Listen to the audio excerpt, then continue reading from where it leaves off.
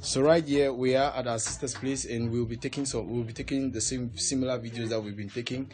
We are here to get her story. She will tell us her name, she will tell us where she's from, she will tell us how things were, where she was, and how things got bad. And above all, she's going to be telling us exactly how life is here. And as usual, if you look at from the look of things just around her house, you see that it's not really the best of scenarios. And I believe without doubt that we will hear from her, but I believe without doubt that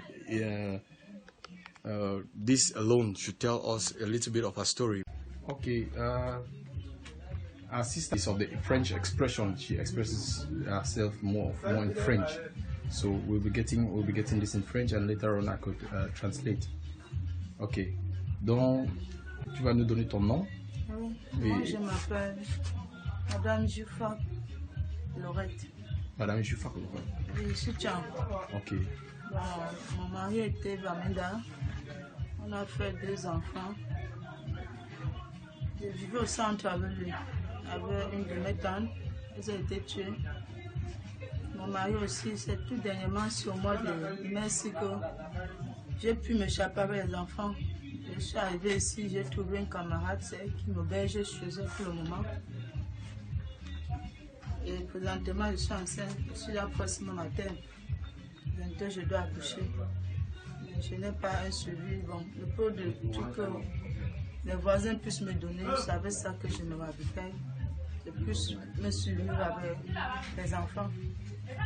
Depuis que je suis ici, je ne sais même pas. Tant que tu n'accouches pas, je ne pourrais rien faire pour eux parce qu'il n'y a pas les moyens pour qu'ils puissent aller à l'école.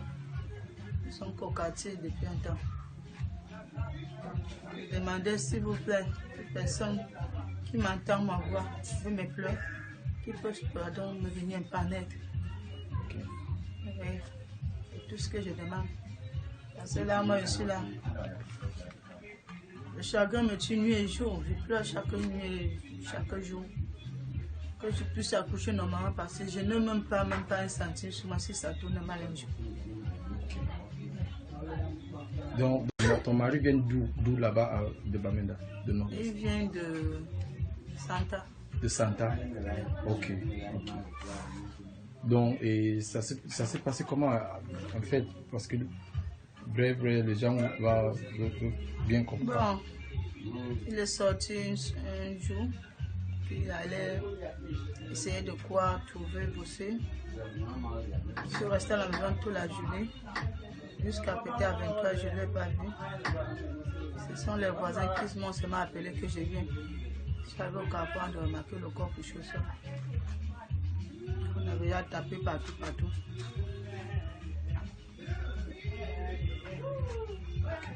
C'est comme ça qu'il s'est décédé. Ouais.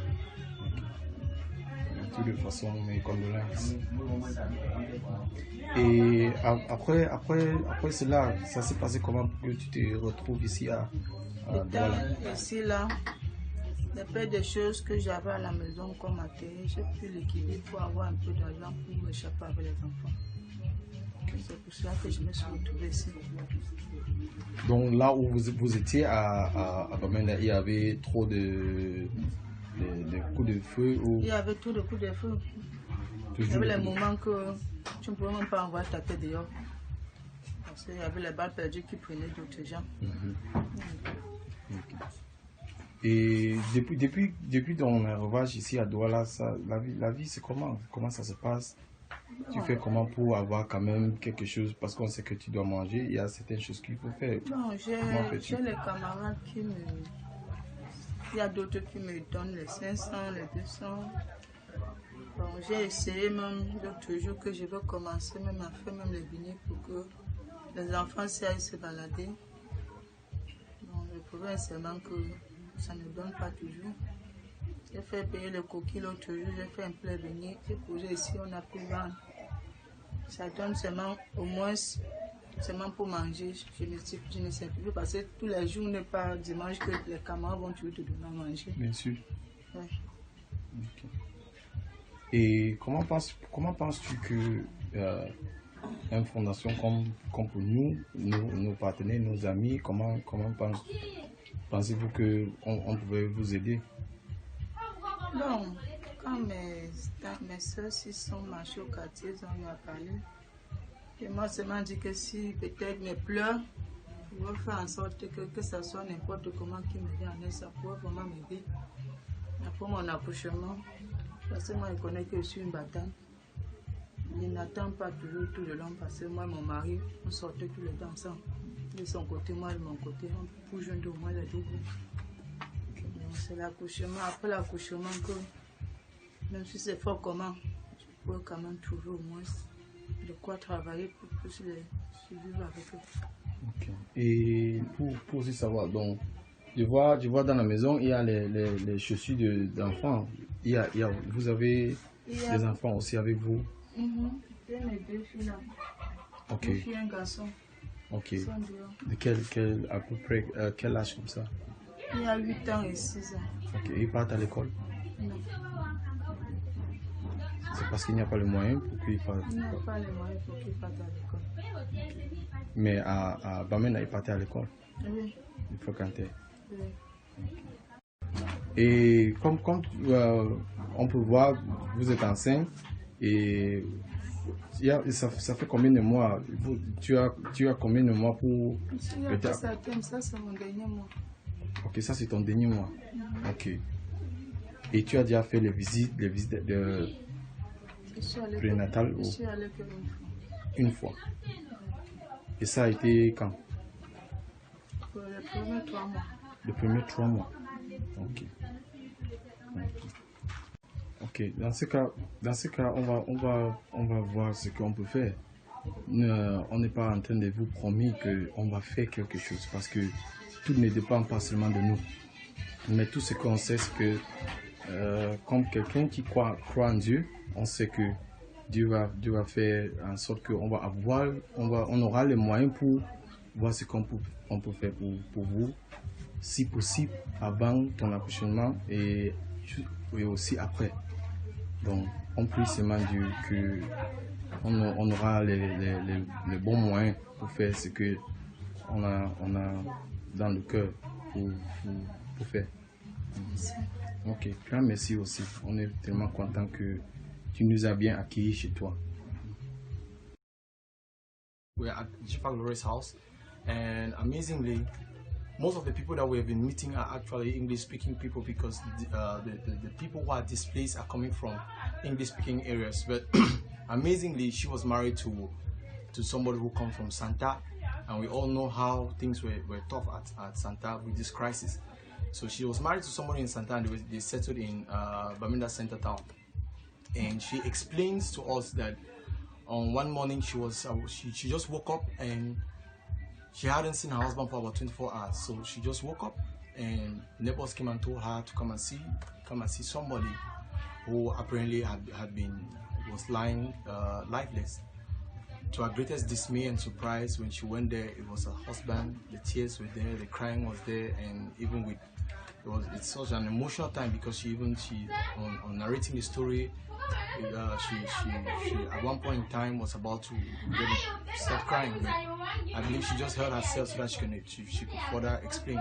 Being from Bamenda Center Town, she ended up selling all what she had, all her belongings, so that she could move back to Douala. She comes from Jam. So she moved to Douala, and since then she has been receiving basically help from friends and neighbors. In her own words, she said that every day is not Sunday. That is an expression to say that it's not every day that you have people that will come to your help, to come to your aid, to give you what to eat.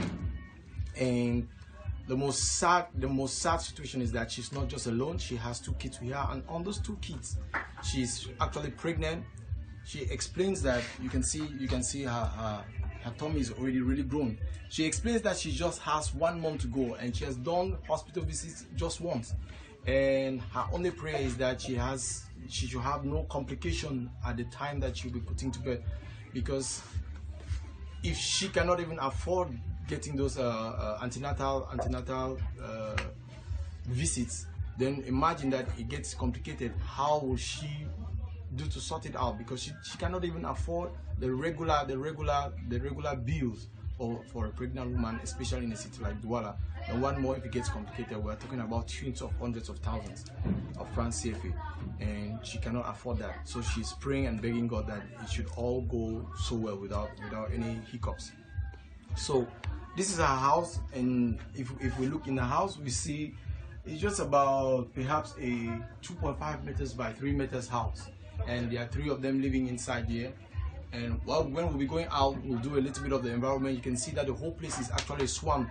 The floor of this house, what they've done is it's clay that they've used and compact on the ground to lift up above water level, and she has just covered it with a plastic paper and then put a cloth on it so that it should try to look a little bit presentable. But all in all, she's calling on the help from goodwill persons out there, that they should come together and see exactly what they can help her with. Donc, je voulais aussi demander que, en dehors de ta grossesse, qu'on sait que tu as vraiment besoin d'aide, en dehors de ça, que penses-tu que après ton accouchement, on peut vous aider avec? Moi, je suis une commerçante. Ok. Je suis une commerçante.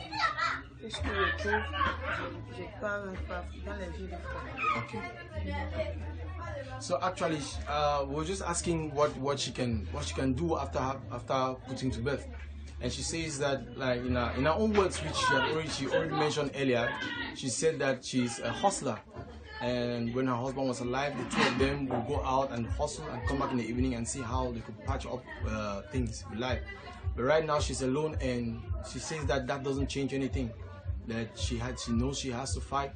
But the only problem now is that being at this level of a pregnancy, she can't really fight. You can even see that her legs are actually swollen. Her legs are swollen. Her legs are really swollen. So she says that she cannot really, she finds it difficult to even move around. So she cannot really do anything that can assist her financially. But after she's delivered of the child, she believes that she'll have enough strength and she can get to do what she knows how to do best, and that is being a trader, to buy things and sell. She knows that she's good at that, and she believes that if we can come together to help her to start that, then she knows that she can get the ball rolling again in her life. I forgot to mention that she has 2 kids who are in the house, and all this while they've not been going to school. 8 years and I think 8 and 6 years old, the 2 kids, a boy and a girl, and they cannot go to school because they cannot even afford to feed, talk less about school fees and all that. With her situation, it is practically impossible for them to go to school if it's only going to be by her help. So that's why she's calling on us to come together and see what we can do for her. Okay, so this is the environment where she lives. Like I was saying, this is the mud that this floor is like clay. It's clay mud that have been compacted to use to raise it above sea level. See, that's water. All the water is coming from sea, and that's the clay that they use in doing those to compact. They do this and they raise the land, some kind of land reclamation. They reclaim the land and see what they can do as in building houses upon them.